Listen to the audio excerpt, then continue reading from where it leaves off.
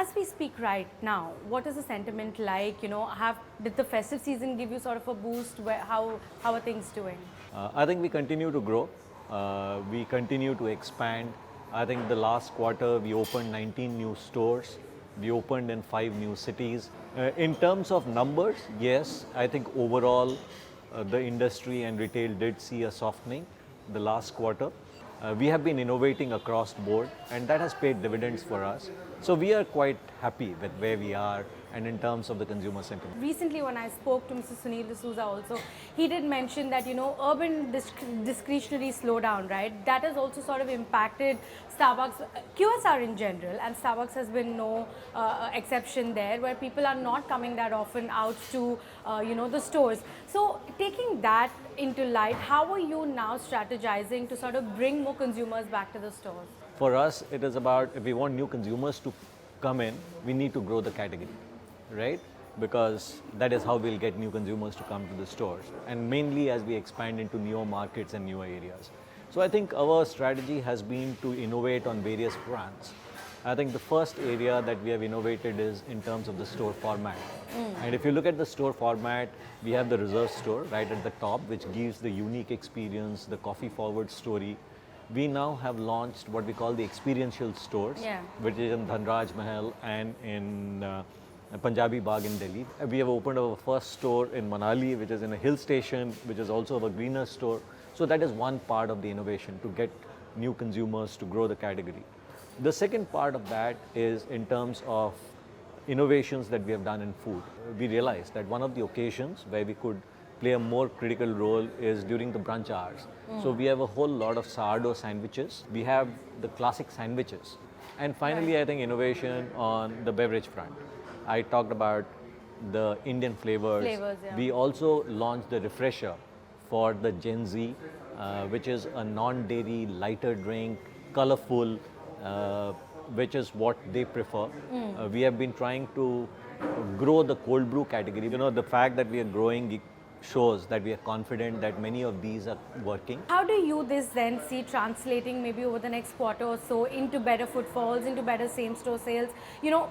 On the business end, how is that going to benefit? That's why you do all of this. At the end of the day, your hope is that we'll continue. Any indication that how much of a growth would you expect for the next quarter? If I had my way, I always hope every quarter will be better than the previous quarter, and I'll keep growing at a very aggressive rate. And that's the hope from all of these also. We remain committed to our larger medium-term target in terms of stores, in terms of our business prospects. This medium-term target is what? 1,000 stores. We have said that. I've said that to you also earlier. So yeah, that's the first target that we are looking at, and I think we are on our way to do that. Right. We have, if I remember my numbers right, we are at around 460 stores right now in around 75 cities across the country. I can assure you that you will see more innovation.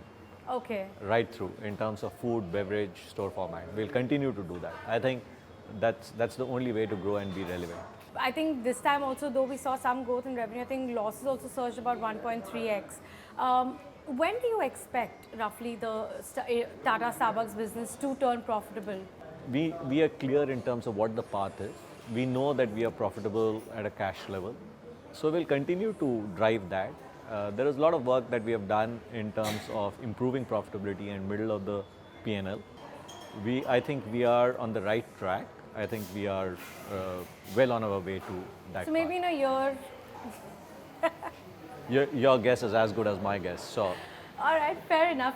Also want to talk about the massive changes that is happening at Starbucks at a global level. We saw change at the helm. We saw a new CEO come in, and who's also now speaking about, shaking things up quite a bit. Because globally also, Starbucks has been struggling quite a bit. Amidst all these global changes, where does India stand? And, you said that you're very happy with the way India has been performing. So is India like a standout market as against what's happening to Starbucks globally? You're right. India market per se, from a macro point of view, is very different from the other markets. We are still growing. We are one of the fastest growing economies. We have the demographic dividend in terms of youth. So, and that has not changed. And I don't think there has been any change, or there is going to be any change because of the change in leadership. So we continue in terms of what we have decided and in terms of the strategy. and both of them are as confident as they were earlier. So, short answer, no difference to the India strategy.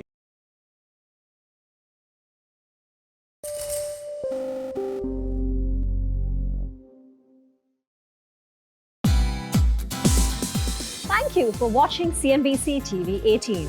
For all our top stories and news updates, follow us on our social media platforms.